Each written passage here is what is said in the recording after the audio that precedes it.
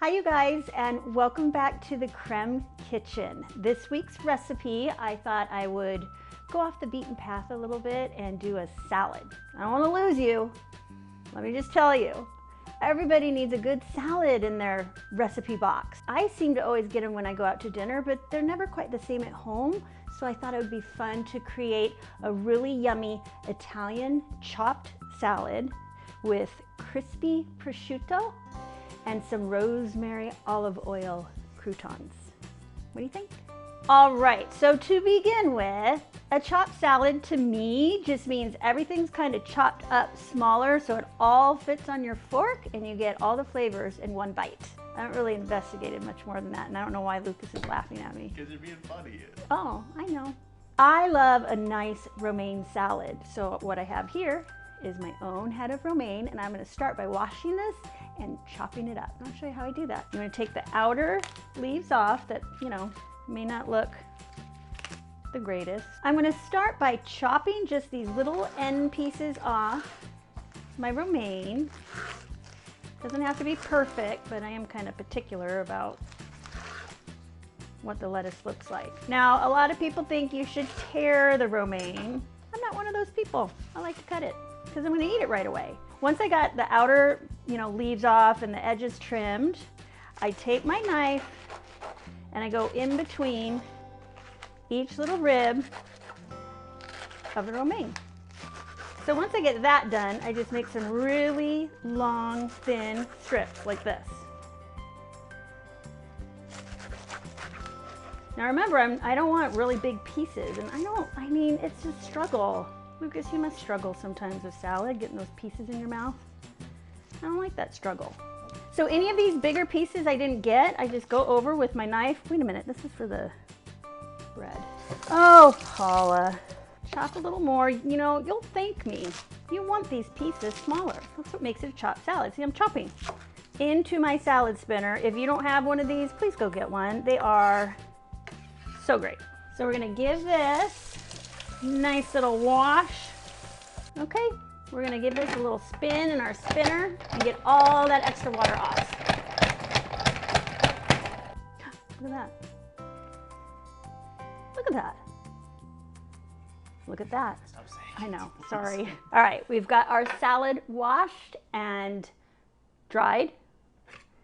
Into my salad bowl it goes. Look at it, so beautiful. Beautiful salad. Next, we're gonna work on our vinaigrette. So I've set our salad aside. I'm gonna be really mindful about how I do this because usually I just throw it all in a jar and make it. But I'm gonna measure it out for you. So let's start with olive oil. I'm gonna use 1/3 of a cup and see what that looks like. We can adjust as we see fit. I love putting my vinaigrettes in a jar. Just makes it easier. To that, I'm going to add 1/4 cup red wine vinegar. Let's do a teaspoon of Dijon, and then a tablespoon of our now favorite mayo next to Hellmann's, right, Luke? Duke's. I don't like to use a whole bunch, but you want to have enough fat to the acid ratio, and so just using a tablespoon gives it just a hint of creaminess. Then I'm going to add a 1/4 teaspoon of oregano. Oregano is pretty strong, so I didn't want to use too much.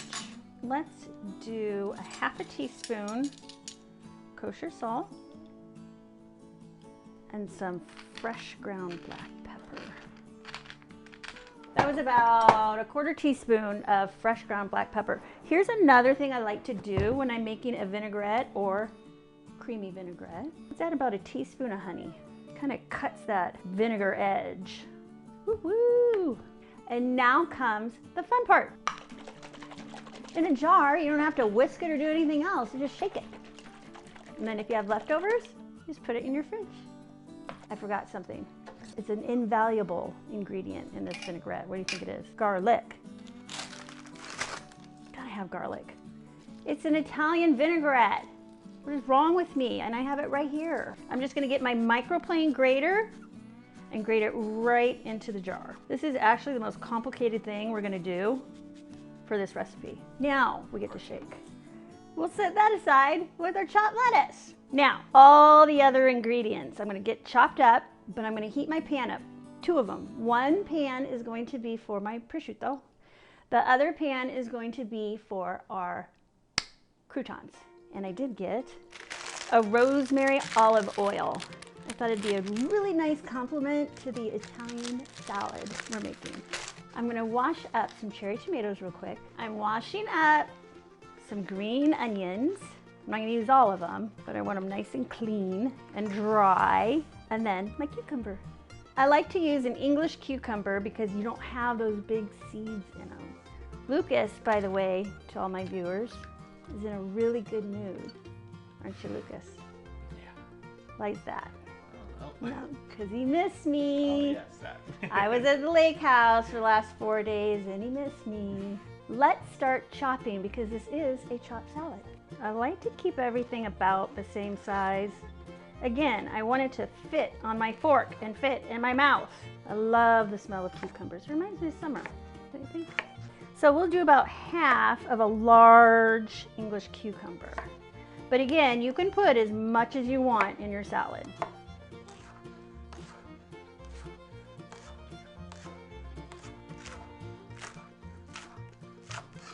I'm gonna use my bread knife. How about that? It's serrated. Serrated? Serrated. Serrated. It's serrated. That's just serrated. What are you saying? It's not serrated? Serrated? Well, it's, don't put that in there. It's what? Serrated. Serrated. Serrated.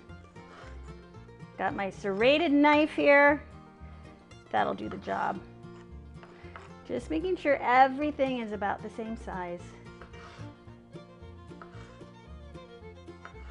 Last but not least, you can use anywhere from 4 to 6 ounces of sharp provolone. You gotta have cheese, and you gotta have an Italian cheese, right? I love sharp provolone. A little bit goes a long way, so I'm gonna make these kind of tiny.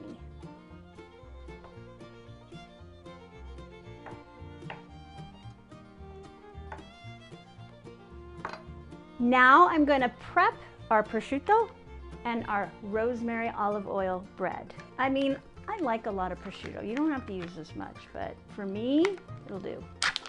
I try to use it whenever I can. It's my favorite.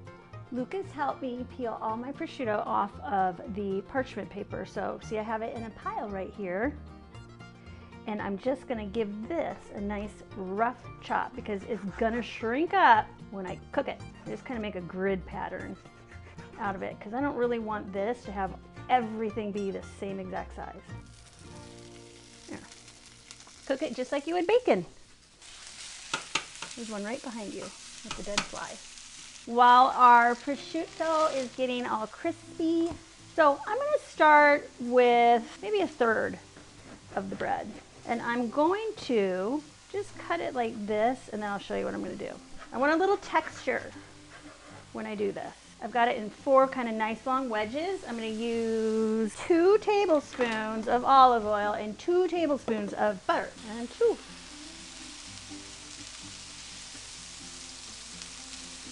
Once the butter melts, I'll show you what's next. I love the butter for flavor, as you know, but olive oil is great in this too. I'm just gonna start tearing this bread up into little pieces in the butter olive oil mixture. We got our bread in here, and I'm gonna toss it really quick, make sure it gets coated evenly in our butter olive oil mixture. After you toss it a couple times, you guys, let's season it up. My croutons always get these 3 things. Some salt, just a couple pinches, some pepper, and a sprinkling of garlic powder. And now we just continue to toss and coat, and we wait for these to get nice and crispy. Our prosciutto has gotten nice and crispy. Let me show you what this looks like. Exactly what I was looking for. So I'm gonna just put this on my parchment paper to let it cool. And right next to it, my crispy croutons. Those look really good. They smell so good too. Why go out for salad when you can make something like this at home? We're gonna let this cool off, and then I'll show you how we're gonna assemble our fabulous Italian chopped salad. Oh, that's good.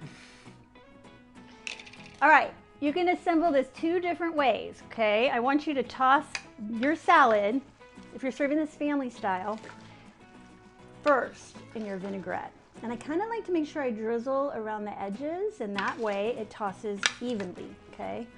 Or you can do these individually, like this, because Lucas has got a hankering for the salad right now. Some people like to toss their chopped salad and have everything coated and combined, so really it's just up to you.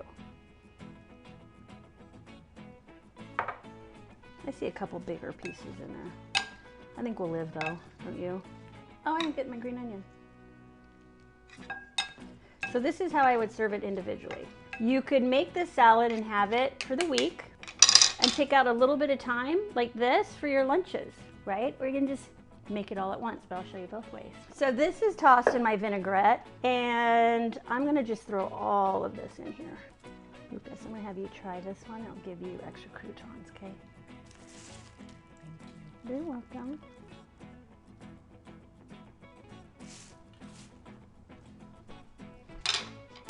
First off, let me show you how amazing this looks. Gorgeous. Second off, I'm going to take over the camera duty so that Lucas can try this. Are you ready? So yum. All right, let me see ya. I'll try to get a little bit of everything. Please do. I hear the crunching. That's one of the best salads I've ever had. Don't just No, say being for that. Really? Yeah, Aww. that's really good. Aww. Yay! It is a hit. So you can serve it to company like this. You can serve it on the side like this. Either way, I think it's Lucas approved. Well, if Lucas likes it, I know it's good. We can talk later. I can give you the laundry list of things he refuses to eat in my house. Maybe we'll just do a whole episode on Lucas's non-favorite foods. What do you think? No. Okay. All right, you guys, please remember to like and subscribe. I love having you in my kitchen. And until next time, go make this Italian chopped salad.